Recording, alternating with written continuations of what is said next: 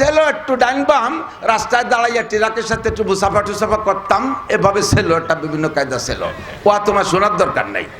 আল্লাহকে ফিটি সালাবান জুতোর বাড়ি হবে।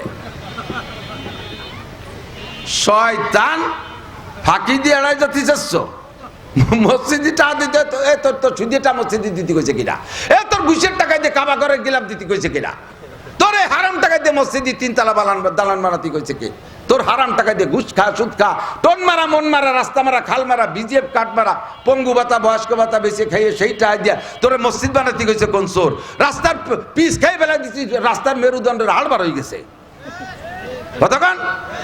এই যে রাস্তাটা ওই রাস্তাতে এটুক দিয়ে আসলাম, এটুক কি ফেরেস্তারা কন্ট্যাক্ট নিয়েছিল নাকি না জিনরা? হাটাজারির হুজুর, গহরডাঙ্গার হুজুর, পটিয়ার হুজুর নেশা কিনা? একজন স্বচ্ছ চরিত্রের অধিকারী, যার চরিত্র ফুলির মতো পবিত্র। কতক্ষণ? চরিত্র ফুলির মতো পবিত্র। দেশের মানুষের হক মেরে খাইয়া 1 বছর যাইতে না যাইতে 6 কিলোমিটার রাস্তার এই মাথায় তো মাথা করে শেষ করতে না করতে এই বাসতে রাস্তার দাঁত খাইজনি চুলকনি বীজ ফুলা টিউমার ফুলে টেমা হয়ে গেছে। রাস্তার কুয়াশা জুজুরে খালের মধ্যে চলে যায়। কতক্ষণ? রাস্তা রিপেয়ারিং করে মাটির রাস্তা, এখন তো মাটির রাস্তা নাই। যখন রিপেয়ারিং করতো মাটির রাস্তা শুনতাম। মাটির রাস্তা রিপেয়ারিং মানে কি? বিশেষ করে আমাদের গোপালগঞ্জের বর্ষা বাদল নিচু এলাকা, পানিতে রাস্তা ভেঙে চলে যেত না মাটির রাস্তা। এর রিপেয়ারিং এর মানে হলো খালের মাটি উঠাইয়া রাস্তার ভাঙাচুরা বন্ধ করতে হবে। সে জায়গা খালের মাটি রাস্তায় না দিয়ে রাস্তার মাটি চাইছে খালে নামাতো। মনে আছে না? এই করে কামাই করে তাই যে তুমি মসজিদ করছো, আয় জবাব দিয়ে যা। মাল সম্পর্কে জিজ্ঞাসা হবে, মাল সম্পর্কে জিজ্ঞাসা করে মিনাই নাক্তা সাবা, কোত্থেকে কামাই করছো, অফিমা আনফাকা, কোথায় খরচ করছো কয়ে যাও। কোথা থেকে কামাই করছো, কোথায় খরচ করছো বলে যাও। আপনি বলবেন আল্লাহ আমার ইনকামটা চমৎকার। কও কিভাবে ইনকাম করছো? কই শোনো, তাই একটু নিরিবিলি ভাই শোনো, সুযোগ দাও আস্তে আস্তে কই। আল্লাহ পাক শোনার জন্য প্রস্তুতি নিয়েছেন। আপনি বলতে আল্লাহ শেষ রাত্রি তাহাজ্জুদ পড়ছি, শুরু শোনো। তাহাজ্জুদ পড়া ফজর পর্যন্ত জিকির করছি।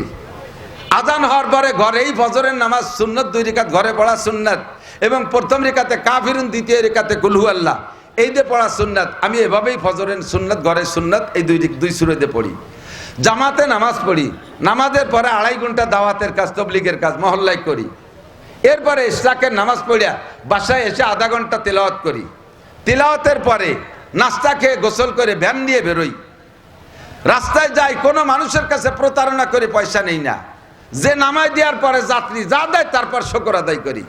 ভ্যান চালাইতে চালাইতে যদি আজান কানে আসে আর একটা প্যাডেলও মারি না। মসজিদের পাশে থাকলে মসজিদে যে জামাতের সাথে তকবীরের সাথে নামাজ পড়ি। এভাবে কামাই রোজগার করে ঈশা পর্যন্ত বাসায় আসি। বাসায় এসে খানা খেয়ে রাতের বেলা সূরা ওয়াকিয়া, এরপরে সূরা মুলুক তেলাওয়াত কইরা দোয়া কালাম পড়ে বিছানায় শুয়ে পড়ি। আবার শেষ রাত তো ওইভাবেই হয়। এভাবে আমি ইনকাম করি। আল্লাহ আমার ইনকামের মধ্যে কোনো সমস্যা আছে?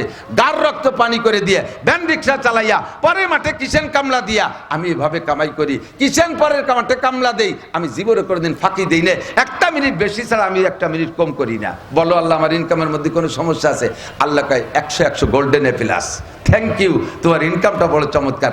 খরচ কিভাবে করো কৌদি? কয় যে শনিবারে ব্যারাকের কিস্তি দেই। সারা সপ্তাহ কামাই হয়ে শনিবারে ব্যারাকের কিস্তি দেই, একে পাদে আগা সারা। আল্লাহ কায় সর্বনাশ করেছে, পিঠে সালা বান্ধো, নইলে সরিষার তেল মাখাও, ধুলাই শুরু হয়ে যাবে। কামাই করছে হালাল ভাবে, কাজটা করলে কি, খরচটা কোথায় করছো? বেড়া, ক্যাডান্স, কারিতাস, বিআরডিবি, স্বনির্ভর, জাগরণী চক্র, আশা, প্রশিকা, গ্রামীণ ব্যাংক, পাবলিক ফাংশনে সুদে কারবারের টাকা নেছো, সপ্তাহে একবার কিস্তি দেওয়া লাগে। সারা সপ্তাহ কামাই করে শনিবারে যে তুমি হালাল টাকাটারে হারাম জায়গা খরচ করতেছো। আসুক আসা যার যার কাছে আইসি বসুক। 2 নম্বর, তুমি তো গেছো ধরা খাইছো, তোমার আর কিরামতি কুলোলো না। কামাই যত ভালো করো আকামে খরচ করো। এবার তোমার অবস্থা কি? আল্লাহ আমার কামাইটা যেমন তেমন, তুমি খরচ শুনলি নিজে আশ্চর্য হয়ে যাবা। আল্লাহ রে কয় আল্লাহ আমার ব্যয়টা শুনলি তুমি আর কোনো কথাই করতে পারবা না। ব্যয় কিভাবে করছো? কয় আল্লাহ আমি তো যা করছি ছেলে মেয়ে নিয়ে খাইছি দাইছি, আব্বা আমারে নিয়মিত খোঁজখবর নিছি, বছরে 5-7 জনের তবলিগি পাঠাতাম আমার টাকা দিয়া। এরপরে প্রতি বছর প্রথমবার হজের পরে প্রত্যেক বছর উমরায় যাই একবার, আর বছরে তবলিগি চিল্লে লাগাই, বাৎসরিক চিল্লা 1 চিল্লা, একটানা দিছি 3 চিল্লা। তারপরে ছেলেপেলেগুলোকেও আমি টাকা দিয়ে চিল্লাই পাঠাইছি। এরপরে বাড়ির কাছের মসজিদটা পুরো আমি করে দিছি, মাদ্রাসার 3 তলা একটা ভবন করে দিছি। লাস্টের বছর যেবার হজে গেলাম ওই বছর যে কাবা ঘরে গিলাপ লাগাবে, তো খুশিতে সুযোগ পাইয়া সে জায়গাও 5 লাখ টাকা দিয়েছি কাবা ঘরে গিলাপ লাগাতি। কও আল্লাহ আমার খরচের ভিতরে কোন জায়গায় সমস্যা। জাকাত দিছি পাই টু পাই হিসেব করে, কুরবানি দিছি 8-এর সবচেয়ে বড় গরু, কুরবানিটা জবই দিয়ে মাত্র 1 ওক্তের 5 কেজি গোশত রেখে সব গরিবকে মধ্যে দান করে দিছি। কও আল্লাহ আমার খরচটা কি ঠিক আছে কিনা। আল্লাহ কয় থ্যাংক ইউ, ওকে। তুই এত টাকা পাইলিয়ে কোন জায়গা, তুমি কি দিয়ে কি কামাই হচ্ছে? কয় ছেলে একটা চাকরি, 1025 টাকা বেতন। আল্লাহ কয় 25,000 টাকা বেতন পাইয়ে তুই এতটা কিভাবে উঠলি? 25,000 টাকা বেতন পাইয়া ছেলে মেয়ে বউ বাচ্চা নিয়ে খাইয়ে দিয়া এই এত কাম তুই টাকা দিয়ে এই টাকা পালি কোন জায়গায়, পাইলি কোন জায়গায়? এই কয় ছেলে একটু ডাইন বাম রাস্তায় দাঁড়াইয়া ট্রাকের সাথে একটু মুসাফা টুসাফা করতাম, এভাবে ছেলে একটা বিভিন্ন কায়দা ছিল। ও তোমার শোনার দরকার নাই। আল্লাহ কয় ভিটি সালাবান, জুতোর বাড়ি হবে। শয়তান ফাঁকি দিয়ে এড়াই যাচ্ছি চাচ্ছ মসজিদে টাকা দিতে, তোর সুদিটা মসজিদে দিতে কইছে কিনা? তোর ঘুষের টাকা দিয়ে কাবা ঘরে গেলাম দিতে কইছে কিনা? তোর এই হারাম টাকা দিয়ে মসজিদে 3 তলা দালান বানাতে কইছে কি? তোর হারাম টাকা দিয়ে ঘুষ খা, সুদ খা, টন মারা, মন মারা, রাস্তা মারা, খাল মারা, বিজেপ কাঠ মারা, পঙ্গু ভাতা, বয়স্ক ভাতা বেশি খাইয়ে সেই টাকা দিয়া তোর মসজিদ বানাতে কইছে কোন চোর? রাস্তার পিস খাই বেলা দিচ্ছি, রাস্তার মেরুদণ্ডের হাড় বার হয়ে গেছে। কতক্ষণ এই যে রাস্তাটা ওই রাস্তাতে এটুক দিয়ে আসলাম, এটুক কি ফেরেশতারা কন্ট্যাক্ট নেছিল নাকি? না জিনরা? হাটাজারির হুজুর, গহরডাঙ্গার হুজুর, পটিয়ার হুজুর নেছে কিনা? একজন স্বচ্ছ চরিত্রের অধিকারী, যার চরিত্র ফুলির মতো পবিত্র। কতক্ষণ চরিত্র ফুলির মতো পবিত্র, দেশের মানুষের হক মেরে খাইয়া 1 বছর যাইতে না যাইতে 6 কিলোমিটার রাস্তার এই মাথায় তো মাথা করে শেষ করতে না করতে এই বাসতে রাস্তার দাঁত, খাইজনি, চুলকনি, বিষ ফোড়া, টিউমার ভুলি ভুলি টেমা হয়ে গেছে। রাস্তার কুয়া সব জুড়ে খালের মধ্যে চলে যায়। কতক্ষণ রাস্তা রিপেয়ারিং করে মাটির রাস্তায়, এখন তো মাটির রাস্তা নাই। যখন রিপেয়ারিং করতো মাটির রাস্তা শুনতাম। মাটির রাস্তা রিপেয়ারিং মানে কি? বিশেষ করে আমাদের গোপালগঞ্জের বর্ষা বাদল নিচু এলাকা, পানিতে রাস্তা ভেঙে চলে যেত না মাটির রাস্তা। এর রিপেয়ারিং এর মানে হলো খালের মাটি উঠাইয়া রাস্তার ভাঙাচুরা বন্ধ করতে হবে। সে জায়গা খালের মাটি রাস্তায় না দিয়ে রাস্তার মাটি চাইছে খালে নামাতো। মনে আছে না? এই করে কামাই করে তাই যে তুমি মসজিদ করছো, আজ জবাব দিয়ে যা। 3 নম্বর ইমিগ্রেশন। 4 নম্বর ইমিগ্রেশন মাদা আমিলা বিমা আলিমা। জিন্দেগিতে 10-20টা মাহফিল শুনেছো, ছোট থেকে বড় সব বক্তাদের কথা শুনেছো। ওলামায়ে কিরাম ব্যক্তি জীবন থেকে নিয়ে জন্মের পর থেকে নিয়ে মরণ পর্যন্ত যেখানে যা লাগবে পালাক্রমে সবাই ধারাবাহিক বলতে থাকে। এত এত কথা জিন্দেগিতে জানছো, কিসে গুনাহ আর কিসে নেকি জানতে তোমার বাকি নাই। গুনাহ কিসে হয় না কি কিসে হয় জানতে তোমার বাকি নাই। কতক্ষণ ঠিক কি ঠিক না? নামাজ পড়লে নেকি হয়, রোজা রাখলে নেকি হয়, হজ যাকাতে নেকি হয়, তিলাওয়াতে নেকি হয়, তাহাজ্জুদে নেকি হয়, ফরজ ওয়াজিবে নেকি হয়, সুন্নাত মুস্তাহাবে নেকি হয়, দান খয়রাতে নেকি হয়, সত্য কথায় নেকি হয়, আব্বা মার খিদমতে নেকি হয়, মসজিদ মাদ্রাসায় নেকি হয়, তিলাওয়াত জিকিরে নেকি হয়, তাবলীগে গেলে নেকি হয়, হক্কানি পীর মাশায়েখের দরবারে গেলে নেকি হয়। এগুলো জানা আছে না নাই? মদ গাঁজা খাইলে গুনাহ হয়, মিথ্যে কথায় গুনাহ হয়, গীবত শিকায়তে গুনাহ হয়, জিনা ব্যভিচারে গুনাহ হয়, আইল ঠেললে গুনাহ হয়, জাল দলিলে গুনাহ হয়, মিথ্যে সাক্ষীতে গুনাহ হয়, টেলিভিশন ভিসিআরে বেহায়া বেশরম ছবি দেখলে গুনাহ হয়, গান বাজনা গাইলে শুনলে গুনাহ হয়, বাজনা বাজাইলে গুনাহ হয়, মুসলমান হয়ে হিন্দুদের পূজা পাঠে অংশগ্রহণ করলে গুনাহ হয়। এ কথাগুলো না জানেন কে? এ কথাগুলো না জানেন কে? এবার জিজ্ঞাসা হবে মাদা আমিলা বিমা আলিমা, তুমি যা জানতে জানা কথার পর আমল করছো কতটুকু একটু জবাব দিয়ে যাও। এই জন্য আল্লাহকে ভয় পাই। দুনিয়ার মানুষের কাছে জবাবদেহি করতে গিয়ে তাই কত বিপদ বলেন। এই বর্তমান সরকারের কথা বাদ দিলাম, আমরা ওই আগের একটা সরকার চলে গেছে, তত্ত্বাবধায়ক সরকার, ফখরুদ্দিন। মুরব্বীরা কথা বলেন, ছোটরা সে সময় জানে কি জানে না জানি না। যারা জানেন ফখরুদ্দিনের আমল সব দলের নেতাদের সেলেসা শুরু হয়ে গেছিল। ঠিক কি ঠিক না? ফখরুদ্দিন সাহেবের কাছে জবাব দেয়া লাগছে। কি দেয়া লাগছে? জবাব। নামাজের জবাব, রোজা, হজ, জাকাত, কি বলে 70-80 বছরের হায়াত, যৌবনকালের হায়াত, এর কিছু জিজ্ঞাসা হয় নাই, মাদা আমিলা বিমা আলিমা, তাও না, যা জানছো তারপর আমল করছে এটাও না। একটা প্রশ্ন, আর মালিহি, ফখরুদ্দিন জিজ্ঞেস করছে মাল সম্পর্কে। তুমি সিরাগঞ্জি বাঙ্গা সুটকেস নিয়ে ঢাকা আসলে, আর এত বড় 50 তলা দালানের মালিক হইলে কি করিয়া? তুমি পায়ে হেঁটে রিক্সায় চলে খেয়া পার হইয়া আসলে, সাতরাইয়ে পদ্মা নদী পার হইলে, আর যার সময় তুমি হেলিকপ্টার আর বিমান আর রকেটে যাও, এই টাকা কোত্থেকে পাইলে? অনলি একটা প্রশ্নের জবাব দেওয়া লাগছে ফখরুদ্দিনের কাছে। তাতে এ দল ও দল সব দল যারা ধরা খাইছে তো খাইছে, বাংলাদেশে বসে এর মধ্যে এতে কাপে বইছে, আর হাজার হাজার হিজরত করে চলে গেছে। মুহাজিরে ইন্ডিয়া, মুহাজিরে দুবাই, মুহাজিরে লন্ডন, কেউ লন্ডন, কেউ আমেরিকা, কেউ ইন্ডিয়া, কেউ দুবাই, কেউ সৌদি, সারা দুনিয়া ভরে ছড়াই গেছে একজন মানুষের কাছে জবাব দিতে যাইয়া। কথা কোন ঠিক না? সেও মানুষ, এও মানুষ। মানুষের কাছে জবাব দিতে যদি এত বিপদ হয়, আল্লাহ কামুল হাকিমিনের সামনে গোটা জিন্দেগির জবাব দেওয়া সম্ভব? জোরে বলেন সম্ভব? আর একটুখান সম্ভব? আদৌ সম্ভব না। সিদ্দিকা আয়েশা রাদিয়াল্লাহু তাআলা আনহা হুজুরকে বলতেছে, হুজুর আমাকেও কি হিসাব দেওয়া লাগবে নাকি? আমরা যারা আপনার আহলে বাইত, পরিবার পরিজন, সাহাবায়ে কেরাম, আমাদেরও কি আল্লাহর সামনে হিসাব দেওয়া লাগবে? হুজুর কয়, আয়েশা একজনও বিনা হিসাবে যার কায়দা নাই। তো আয়েশা বলতেছে, আমরাও কি ধরা খাবো নাকি? অসুবিধা হবে নাকি আমাকে? হুজুর বলেন, আয়েশা মান হুসিবা নুকিসা, মান হুসিবা নুকিসা, যেই দাঁড়াবে ওই হিসাবের কাঠগড়ায় সেই বিপদে পড়ে যাবে। Any man everybody. নবী রাসূলরা পর্যন্ত থরথরায় কাঁপবে, আল্লাহ যেন ওই কাঠগড়ায় দাঁড়ানো না লাগে, কোনোভাবে বিনা হিসাবে পার হতে পারি।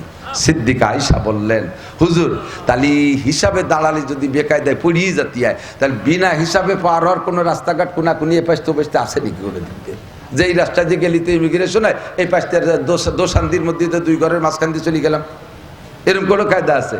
তা আয়েশাকে হুজুর বলে, একটা পথ আছে, বলবো? বিনা হিসাবে পার হওয়ার একটা পথ আছে, বলবো?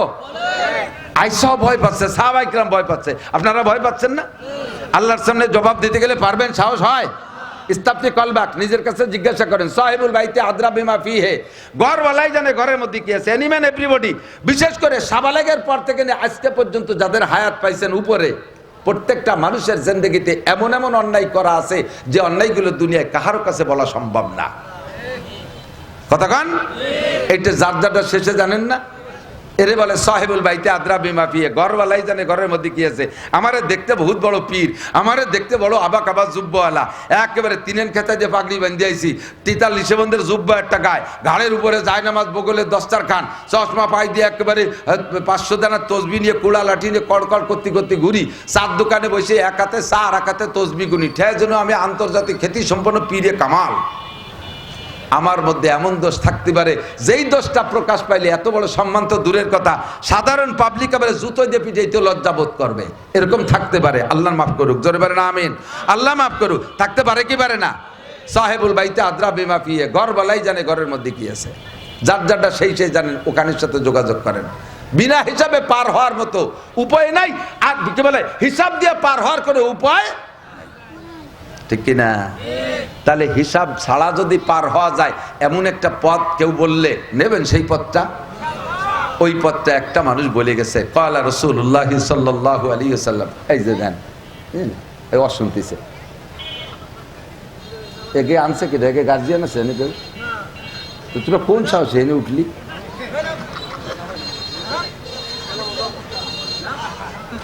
বলকের পকেটের মধ্যে ডুইয়ে উঠিয়ে আসে টাকা, তাই ওকে বলর হবে না, কেউ আসেনি, খুব সাহস। আল্লাহ বলবো, বিনা হিসাবে পার হতে চান সত্যি? একটু আল্লাহকে হাত দেখাবেন, বেয়াদবি মাফ করবেন। সত্যি আপনার কি বিনা হিসাবে পার হতে চান? অন্তর থেকে বলছেন? মাশাআল্লাহ। তাহলে আমি বলবো ব্যবস্থাটা, আমি বলি না, বিশ্বনবী বলেছেন, আসসালাওয়াত মান হাফাজা আলাস সালাওয়াত আকরামাগুল্লাহ বিখামসি খিসাল। যে ব্যক্তি 5 ওয়াক্ত নামাজ পড়বে টাইম মতো, ঠিক মতো, নিয়মতান্ত্রিক ভাবে নামাজের ফরজ ওয়াজিব সুন্নাতগুলো আদায় করে সঠিকভাবে নামাজ পড়বে, আল্লাহ তাআলা তাকে 5টি পুরস্কার দেবে। 1 নম্বর পুরস্কার, ইরফানহু যিকুল আইশ, দুনিয়ায় তার রিজিকের অভাব হবে না। 2 নম্বর, ওয়াদাবুল কবর, কবর আযাব থেকে যদি বাঁচতে চান, কবর আযাব সম্পর্কে আপনার ইয়াকিন আর ধারণা আর বিশ্বাস কি আমি জানি না, কবর আযাব সত্য না মিথ্যা? কবর আযাব সত্য না মিথ্যা? যদি কবর আযাবের প্রতি বিশ্বাস থাকে আর এই কবর আযাব থেকে বাঁচতে চান, আপনার আমলনামায় 50টা উমরা আছে, ওই দিয়ে আলাদা পুরস্কার পাবেন। 10টা হজ আছে, ওই দিয়ে আলাদা পুরস্কার পাবেন। 1000 খতমে কোরআন আছে, তার প্রতিদান আলাদা পাবেন। আপনার 5000 রাকাত নফল নামাজ আছে, তার প্রতিদান আলাদা পাবেন। কিন্তু কবর আযাব মাপের ব্যাপারে ওই সমস্ত আমলের কোনো ক্ষমতা থাকবে না। কবর আযাব মাপ পাওয়ার জন্য একমাত্র ইবাদতের নাম হলো 5 ওয়াক্ত নামাজ। যদি কবর আযাবকে বিশ্বাস করেন আর তার থেকে বাঁচতে চান, লক্ষ লক্ষ বছর, কত বছর থাকতে হবে কবরে আল্লাহই ভালো জানে, এখান থেকে যদি বাঁচতে চান তাহলে নাম লাগবে 1 নম্বরে নামাজ। 2 নম্বর পুরস্কার হলো এই নামাজের, ওয়ায়ুতিহিল্লাহু কিতাবাহু বিয়ামিনিহি। হাসরের মাঠে আসমান থেকে আমলনামা বিতরণ হবে, আসমান থেকে আমলনামা বিতরণ হবে। ফামান উতিয়া কিতাবাহু বিয়ামিনিহি ফাসাওফা ইউহাসাবু হিসাবান ইয়াসীরা। যাকে আল্লাহ তাআলা ডান হাতে আমলনামা দেবে ওই লোকটার হিসাব সহজ হবে। সহজ হবে মানে সামনে পথ খোলা হয়ে যাবে, ওর আর হিসাব হবে না। ডান হাতে যদি আমলনামা পাইতে চান, ডান হাতে আমলনামা পাইতে চান, তাহলে আর কোনো আমলের দ্বারা এইটা হবে না। এটা একমাত্র 5 ওয়াক্ত নামাজ টাইম মতো পড়তে হবে। বিশ্বাস হয়? আমি বলি না, আমার আব্বাও কয় না, মুহাম্মদ রাসূলুল্লাহ সাল্লাল্লাহু আলাইহি ওয়াসাল্লাম বলেছেন। 4 নম্বরে আমলনামা পাওয়ার সাথে সাথে যখন আমলনামার টিকিট পেয়ে গেছে তখন তো শখ হবে জান্নাতে যাওয়ার জন্য। আমলনামা টিকিট পেয়ে গেছে, এখন আমলনামা যখন পাইছি এই মাঠে তো আর বসে থাকার দরকার নেই, এখন আমি যাবো জান্নাতের দিকে। ফেরেশতাদের কাছে জিজ্ঞেস করুন, ভাই আমি তো আমলনামা পেয়ে গেছি, এখন আমার কি? কাজ আপনি বেহেশতি হয়ে গেছেন, জান্নাতি হয়ে গেছেন। বলেন না সুবহানাল্লাহ।